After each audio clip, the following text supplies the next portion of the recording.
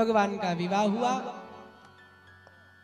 उसके बाद में भगवान के विवाह में पहला पुत्र हुआ प्रद्युम्न जी महाराज, जिनको संबरासुर ने किडनैप कर लिया।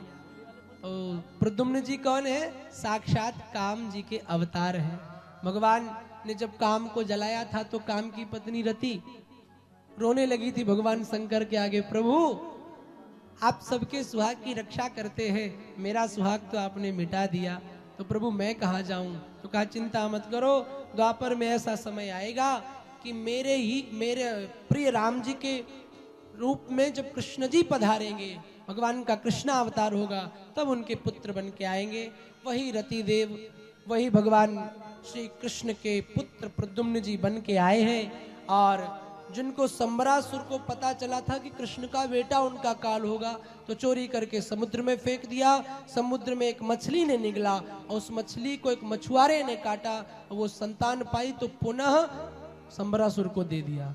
देखो भैया, समय से कोई नहीं बचा है। हम मौत से बचना चाहते हैं, समय से बचना चाहते हैं, पर ठाकुर जी ने लिखा है वो ही होता है। संबरासुर उसको पालने लगा। बाद में जब पता चला प्रद्युम्न को, संबरासुर को ललकार के संबरासुर का वध किया और घर आए। भगवान के 8 विवाह और हुए।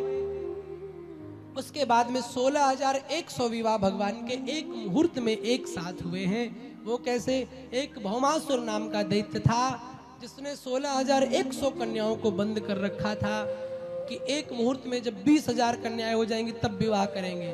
भगवान गए, मुर नाम का दैत्य बीच में आया, मुर को मारा तो भगवान मुरारी हो गए।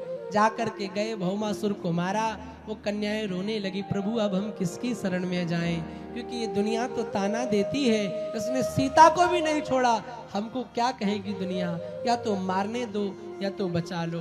भगवान ने सबको अपना बना लिया। उसके बाद में भगवान के कालांतर में हर एक रानी से 10-10 बेटा और 1-1 बिटिया हुई। अब आप काउंट करो गणितज्ञों, कितनी संतानें हुई ठाकुर जी की? 16,108 से 10-10 छोरा 1-1 छोरी, बताओ 1,77,188 संतानें ठाकुर जी की हुई। और पुत्र पौत्र हुए, अनिरुद्ध जी हुए, अनिरुद्ध जी के 2 विवाह हुए, एक उषा जी से और एक रुक्मी की नातिन के साथ में हुआ। दोनों विवाह संपन्न कराए। पौंड्रक को भगवान ने मारा और उसके बाद में भगवान ने राजा नृग का उद्धार किया। एक नृग नाम का राजा था। तो एक दिन भगवान ने अपने बच्चों के साथ खेलने निकले, तो जब खेलने निकले तो कुआं में गेंद गिर गई। तो वो बच्चों ने कहा बाबा जी गेंद गिर गई है। तो भगवान निकालने चले तो हाथ नीचे डाला, तो जैसे हाथ नीचे डाला तो राजा नृग जो गिरगिट के रूप में था कुएं में, वो मनुष्य देह में खड़ा हो गया। तो भगवान ने कहा तुम कौन? तो कहा प्रभु मैं राजा नृग हूं। तो भगवान ने कहा इतना अहंकार क्यों? बोले मैं बहुत बड़ा दानी हूं, कोई आकाश के तारे गिन सकता है, मगर मेरे द्वारा दी गई गैया का नहीं दान गिन सकता है। तो भगवान ने कहा गिरगिट कैसे हो गए? बोले ब्राह्मणों का श्राप लगा। कैसे? कहा प्रभु एक बार मैंने गाय का दान दिया, तो वो गाय ब्राह्मण लेके गया, उसकी गौशाला से छूट के मेरी गौशाला में आ गई, और पुनः वही गाय मैंने दूसरे ब्राह्मण को दे दी।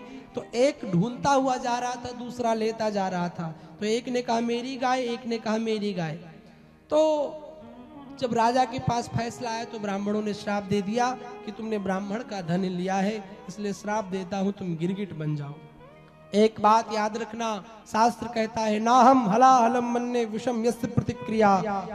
कोई भयंकर विष से आपको खिलाए उससे बच सकते हो, कोई भयंकर आग से जलाए उससे बच सकते हो, पर ब्राह्मण का यदि धन हरण करोगे, यदि सच्चा शुद्ध ब्राह्मण हुआ तो भगवान भी बचाने वाला नहीं है। ये भागवत जी का श्लोक का सूत्र कहता है।